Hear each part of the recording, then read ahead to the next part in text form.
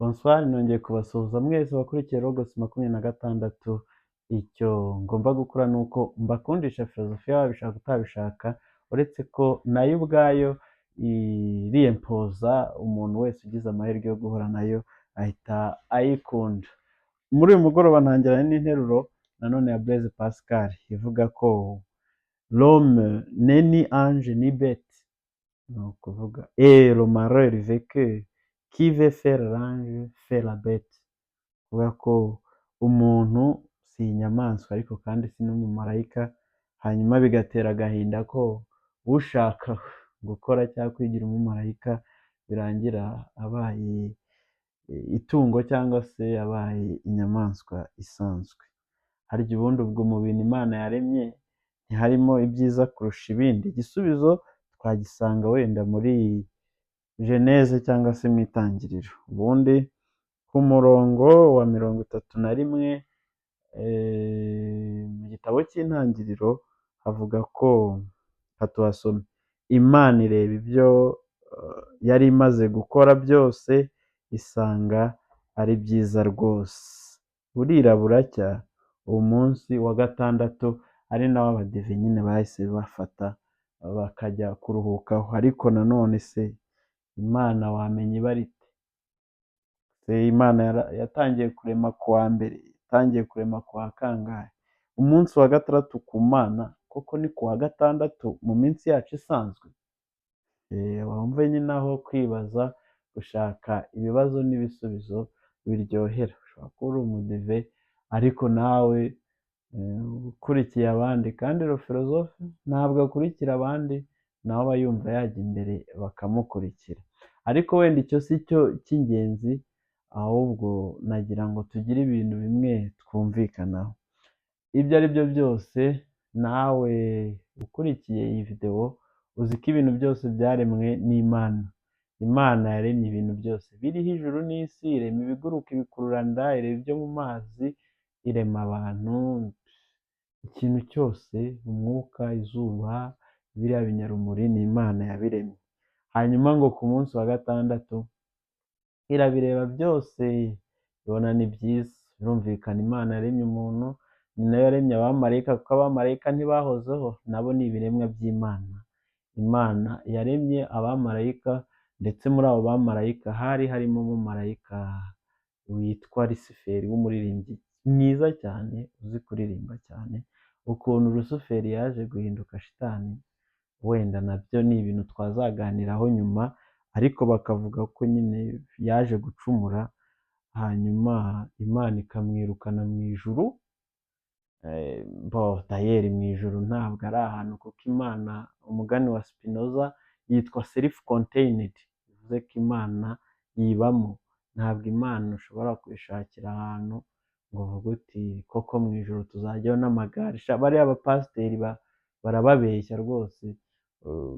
Nta bapadiri bo nibo bavugisha ukuri, ko muri gatigisimu ya Kiliziya Gatolika nimero ndaza kubashakira ho nasomye ko mu ijuru atari ahantu, ahubwo mu ijuru ari ukuntu, hari ahantu tuzabaho mu munezero, turi mu munezero udashira.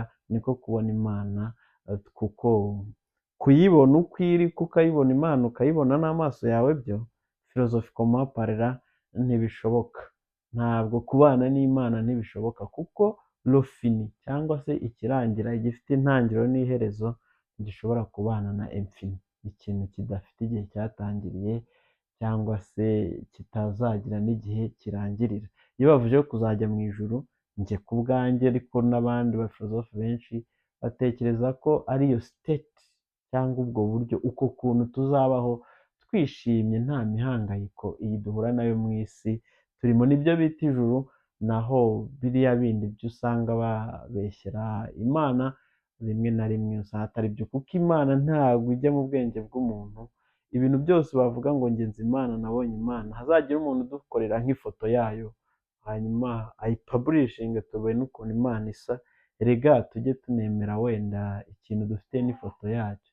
Nta foto y'Imana iriho, nta n'ishobora kuzabaho, kuko Imana ntabwo ijya mu bwenge bwa muntu, niyo kamere yayo iri out of time and space nk'uko nabibabwiye. Ni ukuvuga ko niyo itagira intangiriro n'iherezo, ibindi byose yarabiremye.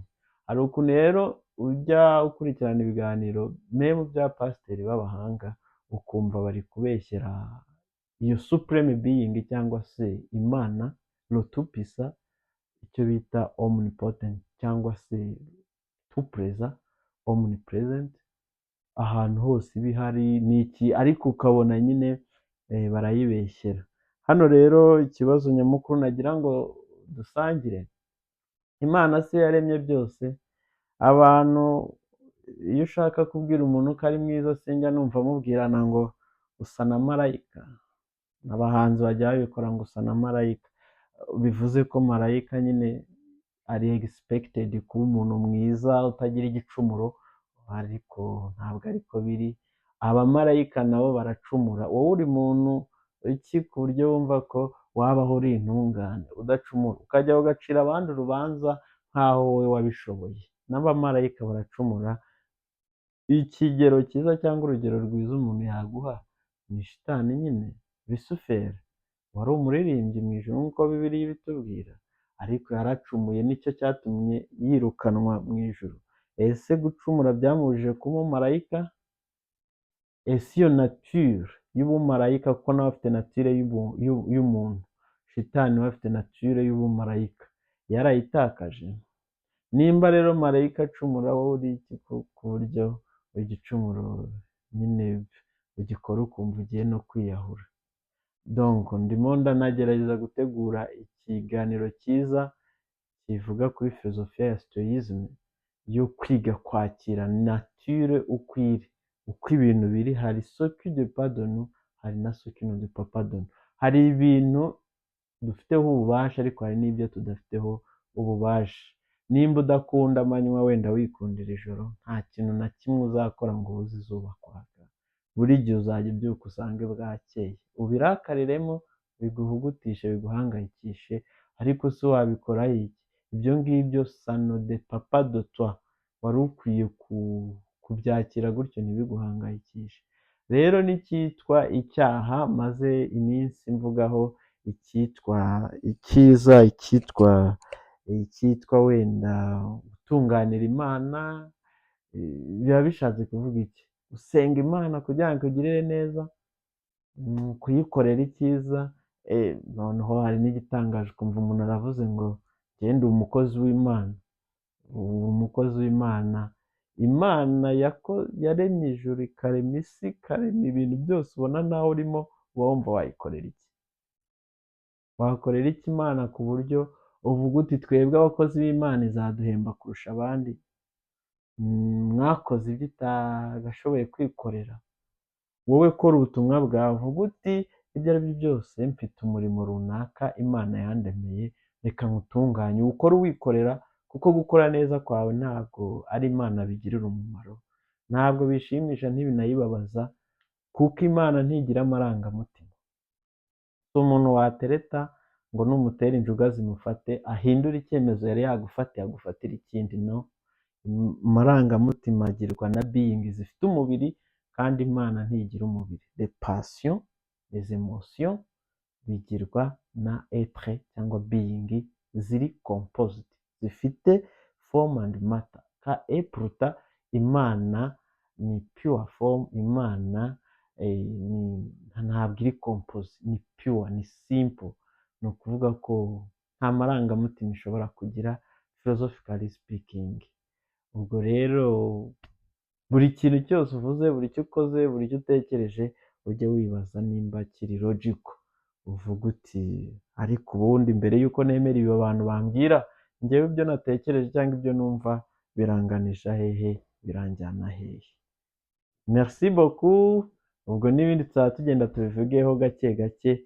Wowe ndagira ngo ngusabe ukore subscribe, wandike muri comment akantu twavuga. Ese Imana irababara? Ese gucumura biraguhangayikisha kandi na marayika acumura, ko wifuza kuba umumarayika? Ni ryari wumvishe imbwa yifuza kuba umuntu? Shyireho question mark.